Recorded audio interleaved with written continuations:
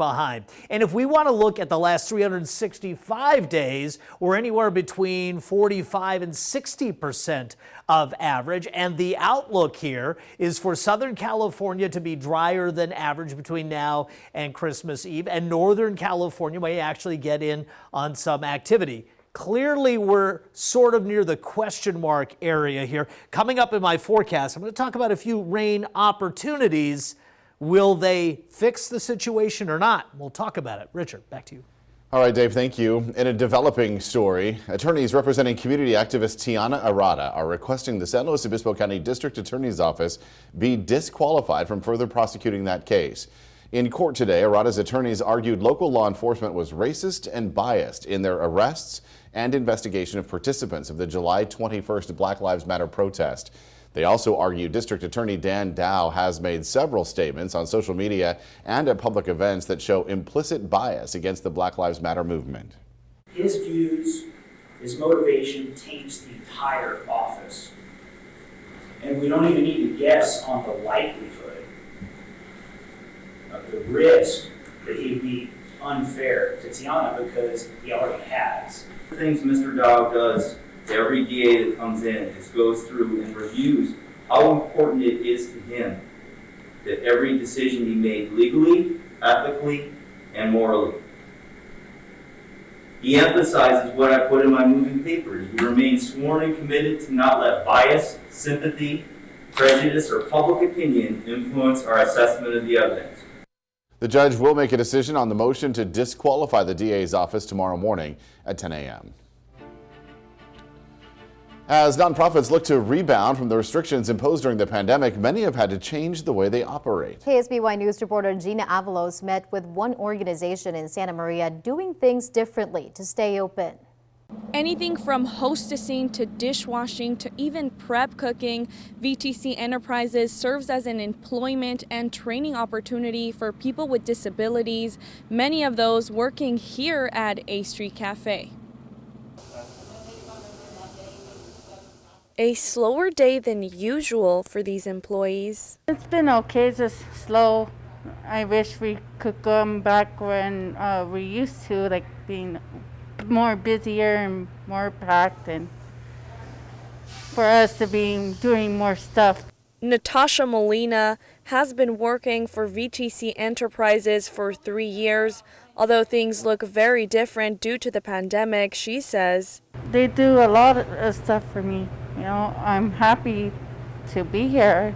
The organization now having to work with its clients remotely. We've equipped all of our instructors with Google Chromebooks. They got Wi-Fi access, and then you can see there with IPS there we're printing out activity packets and other remote learning activities. According to CEO Jason Treelander, staff also provides each individual with essential services they might need on a daily basis. We're saying, can we help pick up a prescription? Do you need help getting to a doctor's appointment? We can, do you need an errand run so we can go to CVS pick up, anything you might need, or again, like I said, DoorDash, food. For Robin Patton, who is in charge of the A Street Cafe, the hardest thing during this closure is that the people they serve aren't able to go back to training and working. And the structure and the consistency and the stability that this provides for them, and the pride in knowing that they're coming to their job every day, has been really, really hard on them. So us coming to visit them and reassure them that, hey, your job's still there and we're thinking of you, and that connection is very important. For now, Treelander says adapting is all they can do to ensure everyone's safety. We're doing everything we can to provide safe services to you at this time, and we're doing everything we can as a community to try to get to have people be safe and getting our organization back to in-person services at some point. Although in-person services are at a halt right now, A Street Cafe will remain open for to-go orders from Monday through Friday. For now, in Santa Maria, Gina Avalos, KSBY News. VTC Enterprises also runs innovative printing solutions in Santa Maria, also known as IPS. It is currently open by appointment only. Chief Meteorologist Dave Havdi will join us in just a few minutes with his full microclimate weather forecast. But first, here's a look at Cayucas earlier today thanks to 805 webcams. Coming up soon, you may be able to test for COVID-19 from the comfort of your own home. The FDA approved a testing kit available online now and in stores soon. Plus, when the pandemic hit, many school districts made changes, including how students are graded. Educators circled back to reassess their best options.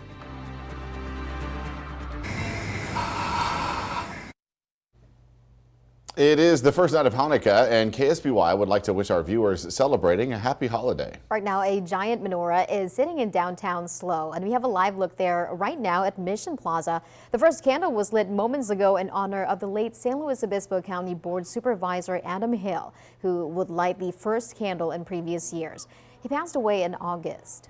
Each night of Hanukkah, members of the Jewish community in San Luis Obispo plan to gather here and light each candle. COVID restrictions are in place. FFA students from Santa Maria High School spent today spreading the holiday spirit. The FFA chapter today gave away 50 Christmas trees and 30 holiday hams to school peers and their families facing hardships during the pandemic.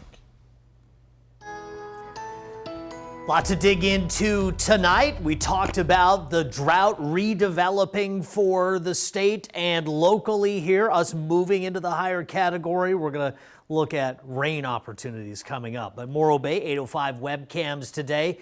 Big change. I'm sure you felt it. The daytime highs much cooler today. Parts of the Central Coast that were in the 80s yesterday, in the 60s today, and some places didn't make it out of the 50s. Be on KSBY, your photos, my friend Cecil Horton, up at Atascadero Lake. That's an amazing shot. I mean, not just the lake, but take a look at the reflection. Just incredible photography there.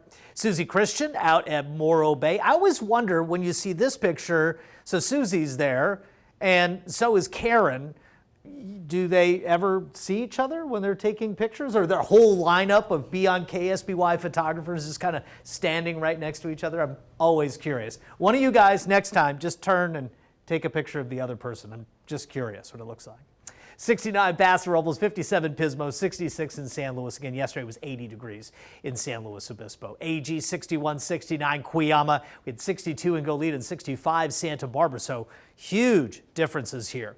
And not surprisingly, the current conditions in the upper 40s and lower 50s for much of the area, the exception being North County of San Luis Obispo, where temperatures are holding on to about 60 degrees. The dew points are higher. What does this mean? This is just a measurement of the amount of moisture in the air. This means the overnight lows will be up a little bit. So yeah, the daytime highs are down, but the overnight lows are up.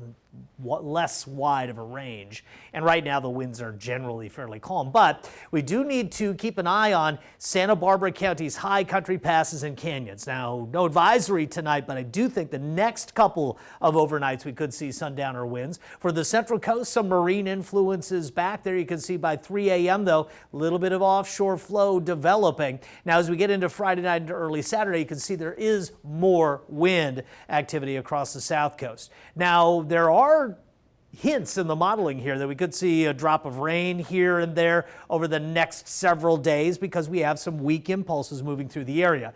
Currently, I still think the air is fairly dry. I think the best chance might be as we get into Sunday here. The last system that gave us all the wind is in the Four Corners region, producing snow and some showers. Now, what's coming up in the forecast? You can see how these systems are trying to push into the area, kind of running into dry air. Here's a cold front on the way Sunday. Looks pretty good, right? But as it gets to our area, it does hit this dry air mass and kind of falls apart. I'm not saying it's not going to rain at all, but that would be something that would really contain the potential. As we get into late next week, here's another system on the way. Now, earlier today, models like this one, and one model really liked it. That model has backed off. So again, Sunday we could see a few showers, but if we get into late next week, this model says up to maybe a 1/4 inch of rain or more. Another model said, hey, we could even see up to 1 inch. But again, this is the only model saying anything might happen late next week. So we'll continue to monitor. Low to mid 60s would be the daytime highs again tomorrow. So we're still in the wake of this trough across the west. I think the Santa Ynez Valley probably has the best chance of getting into the 70s, lower 60s at beaches again.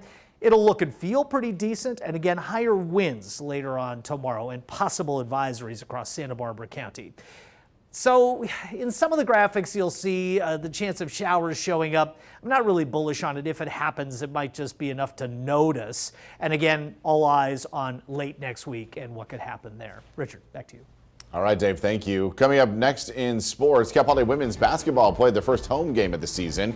Casey Busher is up next with highlights. And Starbucks is eyeing major growth after a year of hardships due to the pandemic. The new types of locations that may pop up on your corners soon.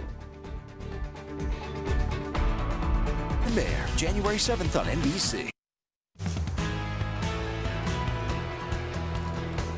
It's been 14 days since the Cal Poly women's basketball team opened up their season against #1 Stanford. Now the Mustangs finally hosting their first game of the season against New Mexico State. Head coach Faith Mimnaugh told me her team was extremely eager to get on the court at the Mott after 2 weeks off. But Thursday was much bigger than just a basketball game. And now this season is too. Senior Chantel Govan received the news her mother passed away this week. She is now in San Antonio with her family. And the Mustangs are now dedicating their season to Chantel and her mother. So now each game night is much more than trying to get another number in the win column. We're dedicating the season to Chantel and the memory of her mother. A real sadness in our program. The Mustangs gave a moment of silence before tip-off for Chantel's family.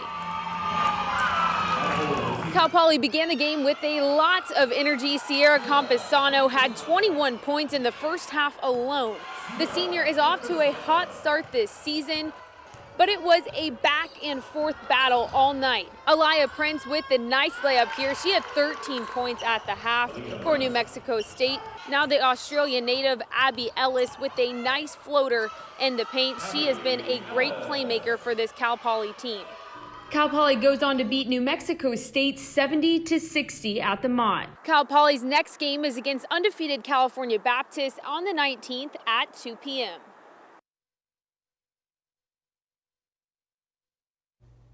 Still ahead in our next half hour, U.S. unemployment claims rise for the third week in a row.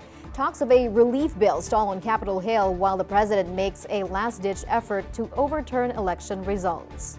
Plus, A's and F's, pass or no pass. School districts weigh different grading options to decide which would benefit students the most. News on your device. Unemployment claims in the U.S. have hit their highest level since mid-September. Many people and businesses waiting on possible COVID relief, which is still being discussed in Washington. The Labor Department reports another 853,000 Americans filed for first-time unemployment benefits last week. That is the third increase in the past 4 weeks. And as for continued jobless claims, they rose to 5.8 million. And that's the count for workers who have filed for unemployment benefits for at least 2 weeks in a row. 4 days before the Electoral College is set to finalize President-elect Joe Biden's victory, he continues to piece together his White House team. President Trump, meanwhile, is pressing ahead with long-shot efforts to reverse his loss. Alice Barr has the latest from Washington. President-elect Joe Biden moving ahead today with more staffing picks, including former National Security Advisor Susan Rice to serve as domestic policy advisor during a time of national crisis. A new jobs report shows unemployment claims hit their highest level in 3 months last week, with a higher than expected 853,000 Americans filing for the first time. And as many on Main Street struggle. You can live off your credit cards for so long. Your bank account, your savings account only lasts so long. On Capitol Hill, lawmakers remain deadlocked over a new COVID relief bill. A $900 billion bipartisan framework is taking shape, but key elements still need to be worked out in the days ahead. President Trump still looking back on the election, falsely telling supporters at a White House Hanukkah party he can still win. Certain very important people, if they have wisdom and if they have courage, we're going to win this election.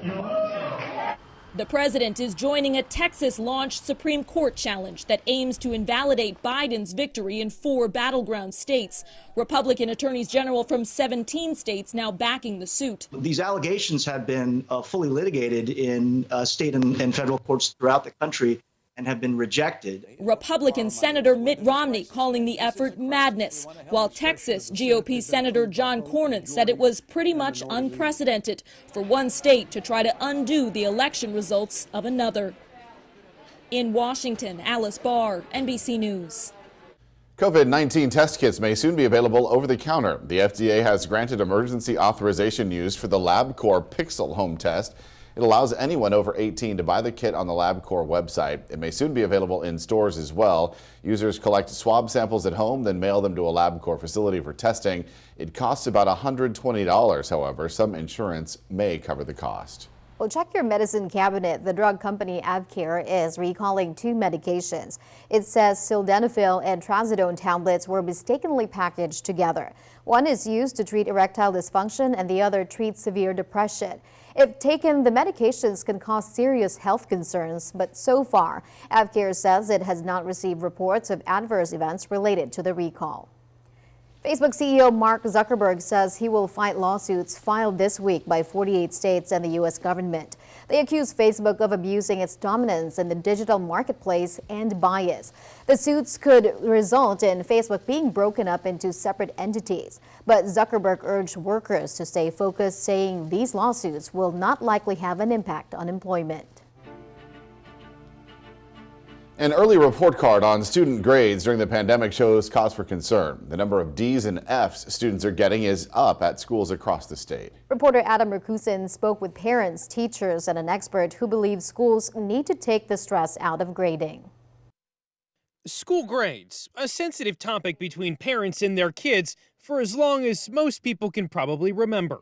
Whether you agree with it or not, the report card used as a sign of academic success or to highlight areas that may need improvement.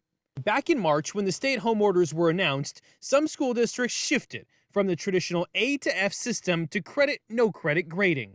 Many of them did look to what the universities were going to be asking for, what would be in the best interest of students in that before they made a decision. This email from the Poway Unified School District saying TK through 12 student work will be assessed for participation, completion, progress, and feedback purposes only, doing no harm to students. That was 5 months ago. A new school year is now underway. We want to make sure we're doing right by our children. We don't want our kids to be at a disadvantage when they start to apply for colleges. Dr. Paul Gothold is the San Diego County Superintendent of Schools. He has a strong opinion on grading. Letter grades needs to be the default practice. Before you grade his opinion, let's explain how we got there. See, Gothold says while the system needs to figure out a way to hold students harmless, the traditional A through F grading scale was still a factor in some college admissions. We are putting our kids at a disadvantage if they're applying for schools nationally. Not every college, not every institution is even accepting pass-fail credit, no credit. There's also the issue of grant money and scholarships. He says credit, no credit did have an impact on some students' finances. Kids that needed a 3.0 to qualify for Cal grants. And for those that, were on track to get A's and B's to boost their GPA the second semester of their senior year, some were shut out and not eligible for that funding that they so desperately needed and deserved because of pass-fail credit, no credit. A survey of some of the biggest districts in California shows most are using the A to F system this year. While educators work through the distance challenges to make sure kids are learning, they know students need to receive feedback and be evaluated. And I think as we're learning to teach differently in this learning environment, it is requiring us to really focus on what is most important for the students to learn, what is foundational standards in that grade level, and work on authentically assessing students in their learning. Adam Rakusin, KSBY News. Still ahead in our next half hour, the Ellen Show is put on hold. The host herself takes to Twitter explaining why the show is shut down until January. Plus, more elephant seals are calling the Central Coast home than ever before. A look at the conservation efforts underway that are helping the species make a comeback.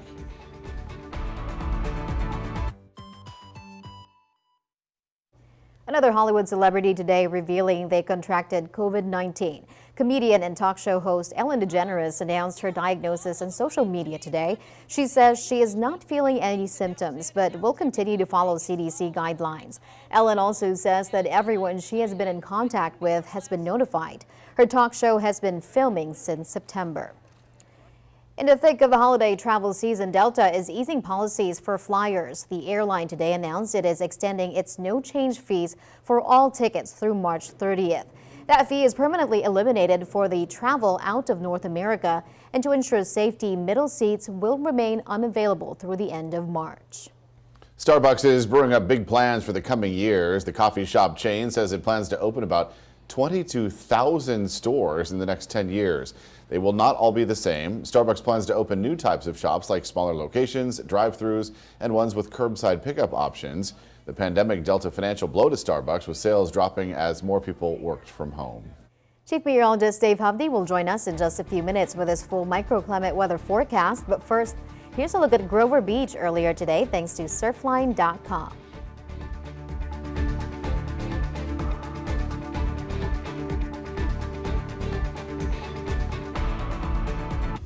They'd say Lemus.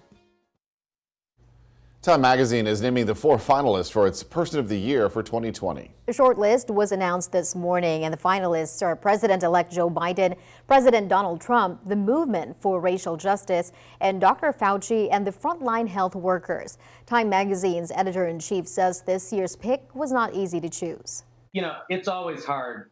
This is the hardest year that I've been involved in. So many massive stories all over the world: racial justice, the pandemic, presidential election, wildfires. I mean, a really, really challenging year to make this call.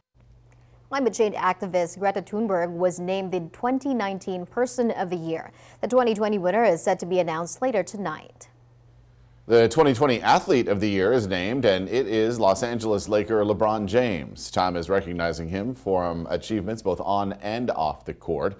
James led the LA Lakers to a 17th NBA championship this year, the 4th of his career, and the first time a player has won a title with 3 different teams. James also worked to register voters ahead of November, establishing the organization More Than a Vote. Time magazine named Korean pop group BTS as the 2020 Entertainer of the Year. They are arguably the biggest band in the world with an international fan base. This year, they released multiple records, including their first English-language single, Dynamite. Researchers working off Mexico's Pacific coast believe they discovered a new species of whale. This is footage of what they call a previously unknown type of beaked whale. These were spotted last month about 300 miles south of the U.S. border. Scientists say these whales have unusual teeth and unique calls. DNA samples are being tested to confirm whether this is an actual new species. More than 1 million visitors find their way to Piedras Blancas near San Simeon Beach every year to get a look at the once near extinct elephant seals. And since the pandemic has prevented a nonprofit from educating on site, they are finding other ways to help. KSBY's Neil Hebert reports. Off Highway 1 near San Simeon, majestic mammals call home. Cuddling. There's like 4 of them or 3 of them right now, just all next to each other. Since March, volunteer docents from the Friends of the Elephant Seal have not been able to educate visitors on everything elephant seals like they normally do 365 days a year. We really miss meeting the public. But they're finding other avenues to teach. Welcome to the Piedras Blancas Elephant Seal Rookery. We've been regularly posting virtual field trips on the YouTube channel. We initially started those as a way to substitute for the school field trips that were canceled last spring. But I think they've been viewed by lots of different people that are not school children as well. Visitors from all across the country say having the docents on site would bring another element to the experience. I personally definitely think that it'll be helpful. It'll definitely give people like a heads up of like when to not disturb like the ecosystem, maybe even give them like some cool distant views of like, you know, what the animals are doing. Eric Gelstrom, Chief Ranger for San Luis Obispo District of California State Parks, says to stay in the viewing area and let the seals be. It's one of those success stories that you strive for in state parks. The seal population at San Simeon has been steadily growing for the last couple of decades. And make sure you keep your distance, especially during the upcoming mating season. You don't want to get in between that. If traveling on the one, be sure to keep an eye out for seals on the road. I liken it to kind of the buffalo traffic jams you see at Yellowstone. It's one of those things that we know how to deal with and our officers respond. I love that. I love that. And Nina hasn't seen it yet, so you gonna go this year? Gonna check it out?